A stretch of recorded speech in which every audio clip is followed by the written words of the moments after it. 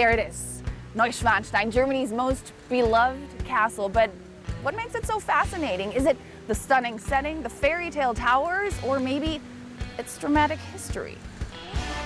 Neuschwanstein is famous around the world as the castle of the fairy tale king Ludwig II of Bavaria. And now it has finally been named a UNESCO World Heritage Site. Every year, about 1 million people come to Bavaria just to see this place. But what exactly awaits them? And who was King Ludwig II, the man behind this magical creation? Let's find out. Follow me on a tour of the castle from the public-facing pomp to the king's most private quarters. I'll show you all you need to know before a visit. Neuschwanstein Castle is located near Hohenschwangau in Bavaria in southern Germany, about 2 hours by car from Munich.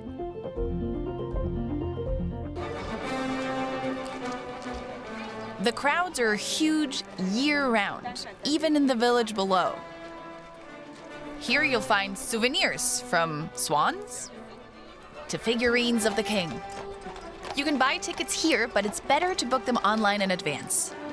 You can only go inside the castle as part of a guided tour at a specific time. Now you just have to get up to the castle. And then you have two options to get up. You can either walk, which takes about 30 minutes, or you can take a horse-drawn carriage for a more romantic and relaxed ride.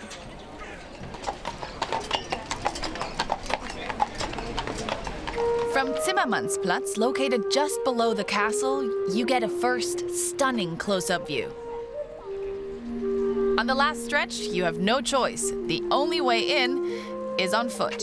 But before I go in, I want to know what brought the other visitors here. I think this is the must-be in Germany. It's very great, with long history, with very magnificent building, very good. Love it. Like, this is crazy. Man liest ja überall davon, man hört überall davon, also muss man es auch gesehen haben. The castle with the cliffs behind it and the ravine, we saw the bridge across that. That's a beautiful scenario. And then from the other way with the lake as well, it's two completely different scenarios I think perfect location. Now I finally get to go in. We had to wait until all the visitors were gone because filming is only allowed outside opening hours. I get to enter through the courtyard.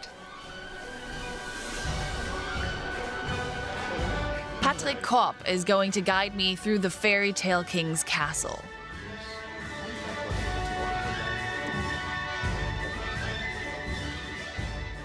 Would that have been in his interest to have millions of people walk through his dream castle? Not at all. Not at all. There's an anecdote that he actually said on his last stay here. He's said to have said to his personal servant, "Please, Fritz, never let anybody go through here."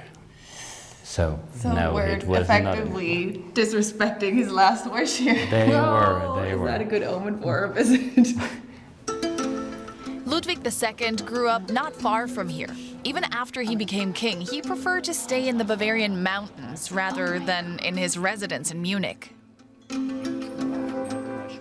What kind of a person was he? What was his personality? Do we know? We know quite a lot. He was a deep and contrasting character. He was a dreamer, certainly, an eccentric, certainly, even more, becoming more eccentric the longer he lived. He liked art. He loved theater and music. Was not himself an artist, so he liked to watch it. He didn't like a lot of the things that other young noblemen were meant to be liking. Hunting, soldiery, army. He didn't much care for that, which set him apart from a lot of his peers in this time. And that might have been another reason why he wanted to get out and build his own world, where he could be just himself. Neuschwanstein Castle was never completed. Many rooms remain empty to this day. The unfinished nature is visible even here in the richly decorated throne hall. So this is the throne room, Yes. but there is no throne. There is no throne. What's going on here? The throne tragically was one of the pieces that were never done when the king died. The royal family, they stopped investment right after the king died. Thought about what to do with it, made it a museum, but anything not yet started at this point was never done. They just finished up things. And one of the main things that are missing is the throne that should be standing up there.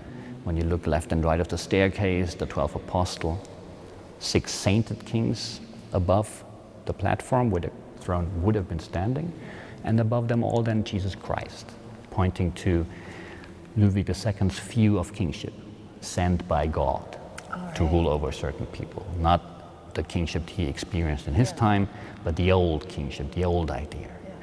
There's a big symbol for that too, kind of hidden in its meaning, but not to be overseen. You have a giant chandelier here in the center of the room, weighing nearly a ton, made of gilded brass, 96 candles alone on that.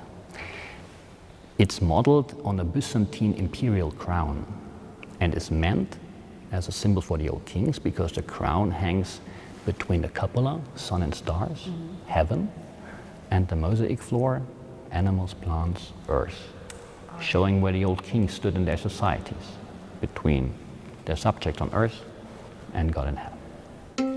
Ludwig's fairy tale castle is full of contradictions. On one hand, it was an escape from the present into an idealized Middle Ages. On the other hand, it was equipped with all the perks of the technical progress of its time. From the kitchen, a small paternoster lift brought food to the king. There was running water, warm water even, and a telephone line to the servants. And this is where he slept? This is where he slept. This is the king's bedroom. It's not a king-size mattress, then. It isn't, yes. It's a single bed, though, you know. Okay. He was never married. He did have a fiancée in his youth, but they never married. So this was always intended as a place for one person. That also makes the bed a bit smaller than it would have been. No wife, a fiancé back in the day, any love interests that we might know about today? He was very likely homosexual without living it out, because he was also very likely a true, deep Catholic believer, which made him not a very happy person, I guess. Yeah. So there's stories and were stories, but there's no real thing in the open. The fact that he had to hide that very substantial part of himself, do you think that contributed to him wanting to build this kind of fairy tale world for him where he could hide from the real world?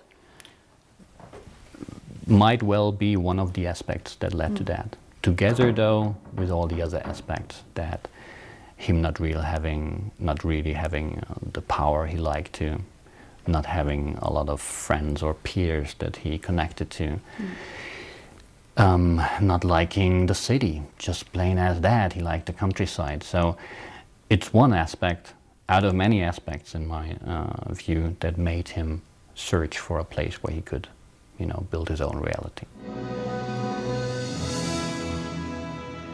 One person Ludwig II felt close or kindred to, at least temporarily, was the composer Richard Wagner. It's noticeable all around, but mostly in the so-called Singers' Hall.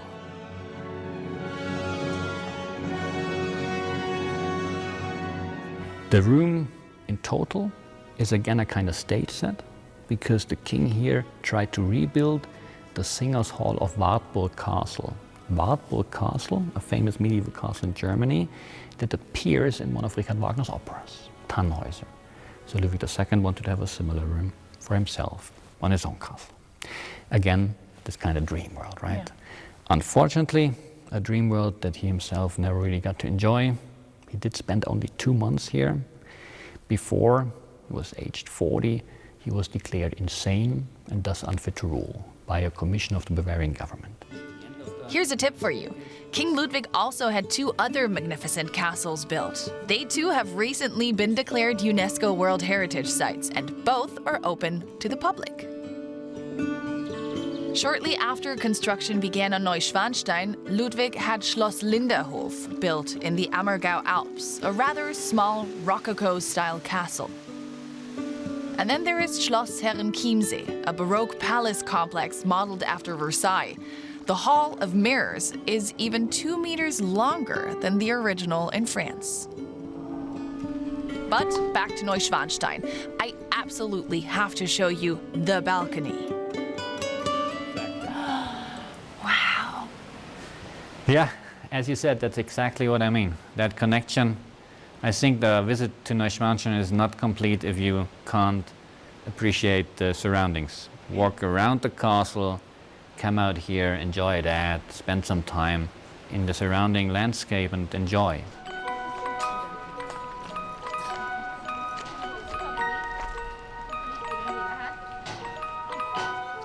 That was my day at Neuschwanstein already. So what is it that keeps enchanting people to this day? I think it's, of course, the beautiful scenery, the whimsical architecture, the dreamlike interiors, and maybe also, to some extent, that tragic, mysterious king behind it all. What about you? What did you like best?